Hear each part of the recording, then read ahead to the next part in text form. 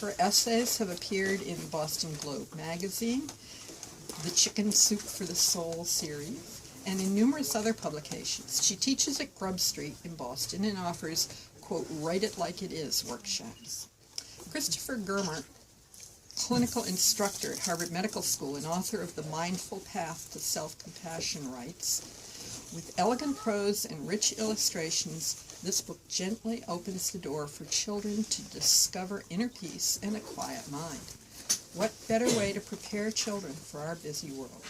Parents and children will want to read it together again and again and breathe." Tara Brock, author of Radical Acceptance and True Refuge, writes, "Parents and children who read this beautiful gem of a book will get a glimpse into the possibility of inner quiet and peace. Our world so needs this. Please gift this to your circle of dear ones and beyond." And the Cleveland Plain Dealer writes, "Some picture books present soundscapes as wondrous worlds to be explored. Charlotte in the Quiet Place is a gift for kids who are sensitive to noise and long for an escape. Kudos for writing a book that explores the idea that we have some control over our state of mind." After the reading, Deborah will sign copies of her book at the front table. Please help me welcome Deborah Sosin.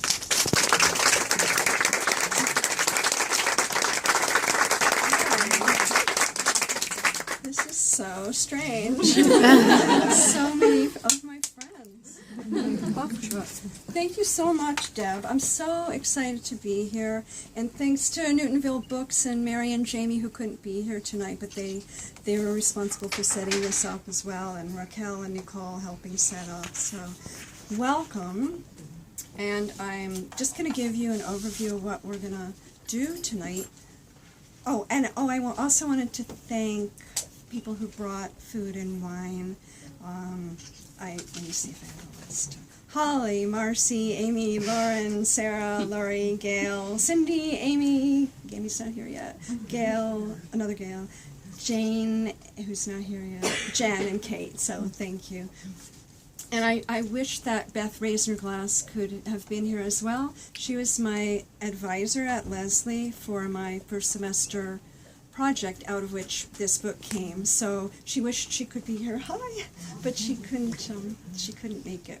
So I have a lot of gratitude for her and for my readers, Holly and Jane and Amy and Jane and Amy. Lots of Amy's and Janes. And if I'm forgetting someone, I apologize. So many people were helped in the creation of this book, my first book. And thanks to Sarah, where are you? Sarah, for agreeing to take pictures for the Globe and posterity and my family and all of that. So tonight I'm gonna read the book. So we'll have that part of it, and then I'll talk a little bit about mindfulness, and we'll talk a little bit about diversity in children's literature, and then we'll do Q&A, and then we'll do signing, and everyone is invited to come over to Union Street Restaurant. I sort of reserved, I reserved a table. It's whoever wants to come. Don't feel obliged, but don't hesitate to come. It's not like an inner circle kind of thing. So, but if you have a sense now, could you just kind of let me know if you think you might be coming over there, because then I can give them a heads up about numbers. Shy people. Okay, so debates on tonight, finale of America's Got Talent. It's a weeknight. Okay, great. So this project, Charlotte in the Quiet Place, I wrote about 2.5 years ago as an interdisciplinary project at Leslie. So when I enrolled in the Leslie MFA program, I write nonfiction, and I've published personal essays and memoir-type works. But every student at Leslie is required to take an interdisciplinary project each semester for the first 3 semesters.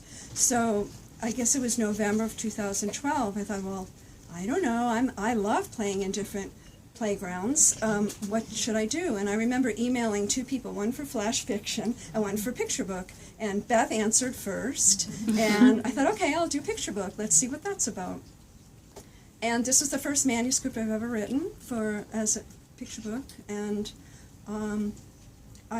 it came out of a place of having grown up in a kind of a noisy household, and where my brother played the piano all the time, and my father had a radio on and a TV all the time, and probably a stereo, if people here remember those things. And my mom was on the phone. It's just kind of a lot of noise and a lot of activity in my house. So, and I was not a shy, introverted kid, but I do remember feeling like, this is, I need my space. So I decided, they say, write what you know, and write, think of something in your childhood that means something to you if you want to write a picture book. So I thought, well, that's the first thing that came to mind, so I decided to write about that. And I'm also a long-time meditator, so I have created a quiet place inside myself for all these years of meditating, for more than 40 years. And it's just something that I think I want children to know about, and adults as well. So I thought, well, here's this kid who is in this noisy environment, and she's, in the original version, she was looking everywhere for breathing room, because I thought the idea of having breathing room had a double meaning, and maybe she finds breathing room somewhere literally and figuratively. And then through a bunch of drafts, it evolved into a quiet place. So let me read Charlotte for you. And I'll come around this way. How many of you have read the book already? It takes like 5. Oh, okay. It takes like 5 minutes. So Charlotte in the Fireplace.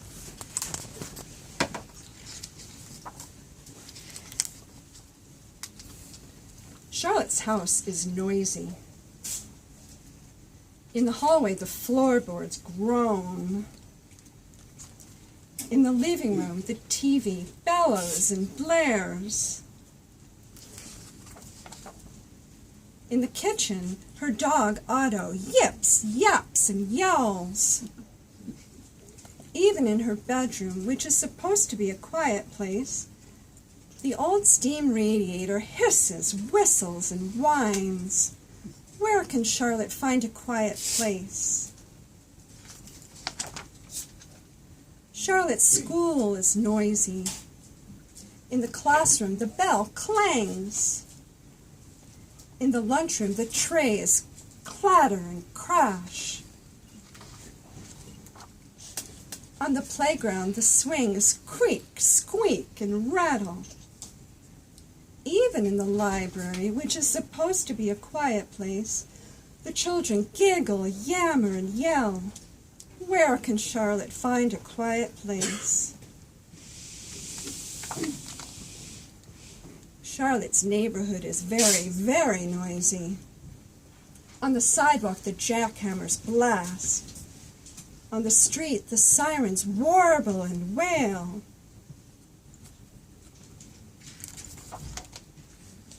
Underground, the subway screeches, rumbles, and roars. Even in the park, which is supposed to be a quiet place, the leaf blower buzzes, blusters, and hums. No! Cries Charlotte. I have to find a quiet place.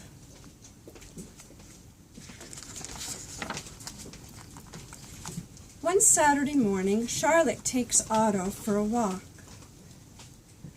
In the park, Otto spots a squirrel and he lurches free. Charlotte chases Otto, charging down the hill, over a bridge and into a grove, where Otto skids to a stop. Charlotte and Otto are out of breath. Hoo-ah, hoo-ah, hoo-ah, hoo-ah. Together, they sit down to rest.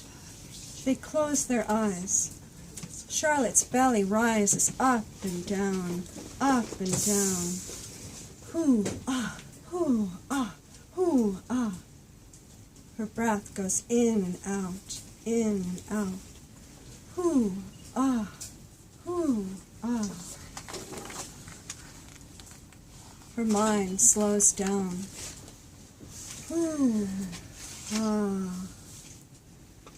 It is quiet at last. It is so, so quiet. Charlotte notices an even quieter place. A place deep in her belly where her breath is soft and even. A place deep in her mind where her thoughts are hushed and low. A place as quiet as the small silence on the very last page of her favorite book, the silence right after the end. Ooh, ah.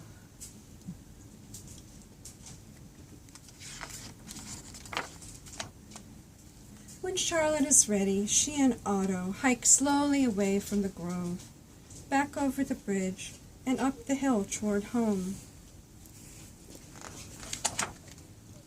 Nowadays, Charlotte's house is still noisy. Her school is still noisy.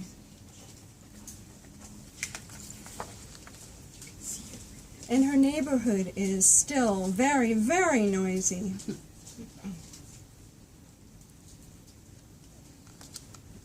This is the hardest part. But Charlotte remembers that day in the park. So wherever she is, whenever she wants, when her world is too noisy, Charlotte simply closes her eyes and travels back to that peaceful place, the place deep in her belly where her breath is soft and even. Ooh, ah, the place deep in her mind where her thoughts are hushed and low. Ooh, ah, the quiet place inside. The end.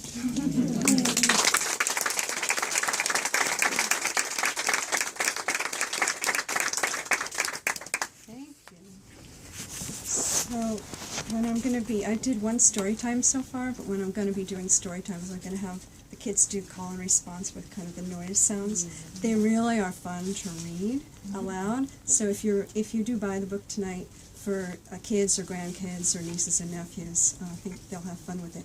Oh, and I should say, if you do buy the event book, you get 20% off everything else you buy tonight here at Newtonville Books. So this is a great place to come to readings for that reason. I know almost everyone in here. People know about mindfulness, where we've got several experts in the room, including Carla Nomberg, who saved December 2nd. Your next book is coming out. Carla's the author, Parallax Press, as well, of Parenting in the Present Moment.